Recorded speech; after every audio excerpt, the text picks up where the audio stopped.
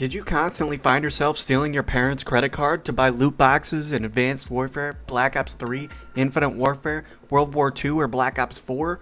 Then you probably have a gambling disorder and should get some help. What about Overwatch?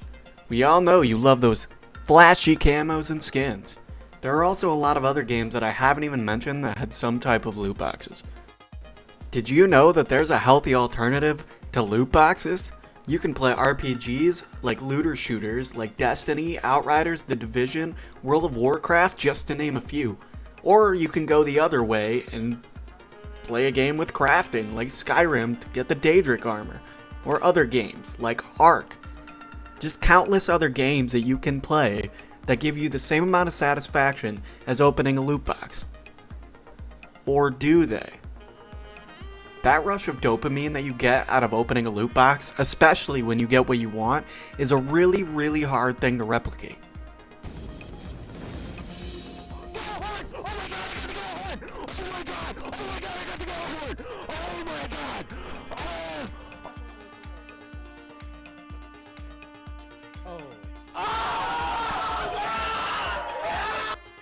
Loot boxes are pretty common in a lot of games now.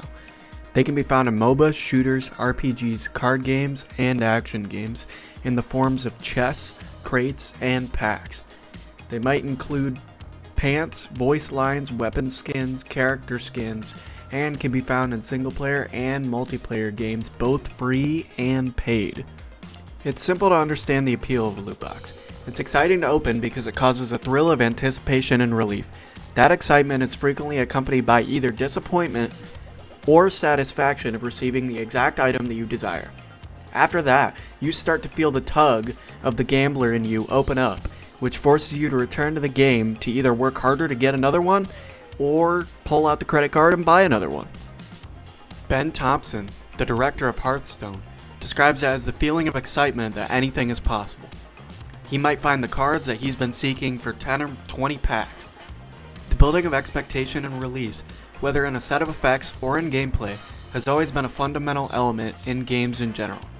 Although loot boxes have been a lot more common in the recent years, they have been around for a lot longer than you might realize. They originally debuted in the Chinese free-to-play MMO ZT Online in about 2006 or 2007. A Chinese tabloid revealed how you could purchase a key for 1 yuan. The screen would show a sparkling chest opening when a key is inserted into the chest. The wheel of light turns as a variety of materials and equipment rotate inside the chest like drums on a slot machine. Yes, that sounds a lot like a loot box. The amount of loot and gold you get from killing something in a video game is a lot different of a feeling than the feeling that you get from opening a loot box and getting loot from that. That's because there's more of a build-up, and your view is being pulled out much further into the bigger systems that offer you reasons to keep playing the game. So why do loot boxes offer such a sinister urge? The method through which psychologists work on the human mind is known as variable rate reinforcement. According to Dr. Luke Clark, director of the Center for Gambling Research at the University of British Columbia, the player is essentially working for a reward by generating a series of replies, but the benefits are supplied randomly. We are aware that the dopamine system, which misuses drugs aimed to affect, has a strong preference for unpredictably rewarding experiences. The dopamine system responds more to an unpredictable reward than to the identical reward supplied in a predictable manner because dopamine cells are most active when there is a maximum uncertainty. What this means is that if you get the same thing over and over again, you eventually will stop getting the same amount of dopamine that you got the very first time you got that weapon or loot. The same exact concept can apply to playing a game. When a game comes out, you get that dopamine release because it's something new, but as time goes on, you eventually get burnout because you're playing the same thing over and over again. And that's why a lot of games have turned to live service these days, because you need that new content to keep you stimulated and keep you playing. In the early 1930s, a psychologist by the name of B.F. Skinner conducted experiments in which he trained animals to react to specific stimuli in enclosed spaces that later became known as the Skinner boxes. His results demonstrated that even after the rewards were taken away, the subject would still respond for dozens or even hundreds of trials, trying to recreate the circumstances in which it had received its reward before.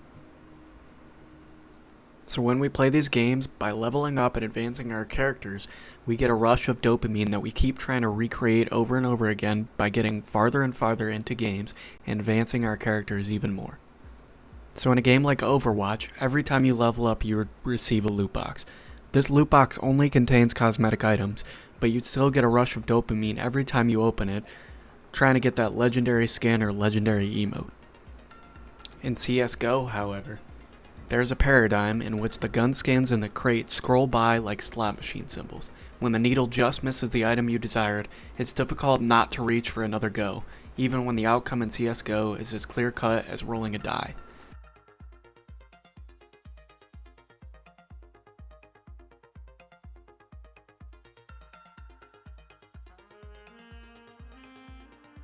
The disadvantage of this, though, is that you have to pay for keys to open the cases, thereby creating profit for the company and losing money for the player, when there's really no guarantee that you're going to get the item you really want. Another aspect of psychology that loot boxes tap into is collecting items. Dr. Ruth Formanek proposed 5 reasons we feel the urge to collect in the Journal of Social Behavior and Personality in 1991. These reasons included extending the self by learning new things or having complete control over one's collection, the social benefits of collecting that lead to meeting other people who share the same interests, creating a sense of continuity in the world, financial investment, and addiction or compulsion. A more plausible explanation, according to Freud, is that it stems from a strong desire to recapture the amount of dopamine received from collecting a certain item. In recent years, games like Star Wars Battlefront 2, EA in 2017, had a lot of complaints because it was very pay to win, with loot boxes containing certain items that would take thousands of hours to acquire to a regular player. So oftentimes, people are pretty lazy and they don't want to spend the time to get an item, and they'd rather spend the money to get the item quicker, while also having an advantage over other players.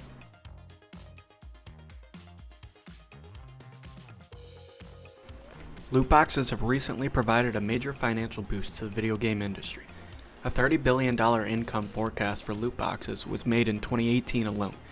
To put this sum into perspective, consider during that time, the entire online casino market generated $3.2 billion. According to more current data, loot boxes can bring in more than $528,000 per day, per game, and per nation into the video game business, and this is expected to increase by 33% by 2025. Even so, a lot of countries are qualifying loot boxes as gambling.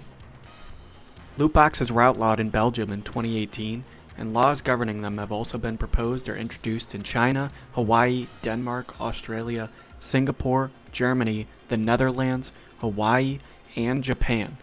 Because a tangible prize cannot be cashed out, nations like the UK and New Zealand have decided against designating them as gambling. Loot boxes were also referred to as surprise mechanics by Kerry Hopkins, an EA spokesperson, during a testimony before the UK Parliament in 2019. This comment caused yet another wave of bad press for EA.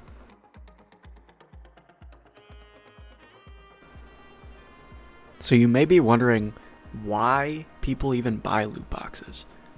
I mean, considering how expensive they are, and with games like Call of Duty releasing every year, you're not able to transfer your stuff from game to game. So it's going to be totally irrelevant in like a year or two. Why do people keep buying these loot boxes? And what do they get out of it to make them feel like the money is worth it?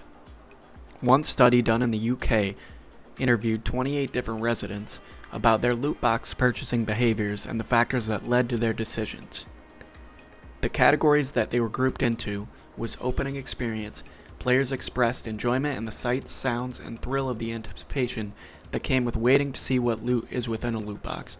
The value of content, avoiding the shame of having a default skin, avoiding a grind, and the possibility of selling a rare item are just a few examples of the things that make a loot box valuable. Game-related, loot boxes were purchased by gamers in an effort to increase their winning percentage, get around tiresome grinds, and/or enhance their overall gaming experience. It's just impossible to be competitive if you don't buy packs or grind the game for hours, according to one respondent. The third was emotional impulsive. They had to deal with things like overcoming boredom and lack of restraint. Again, not getting that dopamine release. A fear of missing out. When marketing or limited time events use loot boxes, participants experienced a sense of FOMO that they tried to suppress. The simplicity with which recorded purchase details could be used to buy treasure boxes made avoiding this a lot easier. The fourth was social influences. A variety of social influences, from friends buying them to their favorite content providers buying them, encouraged the purchase of loot boxes.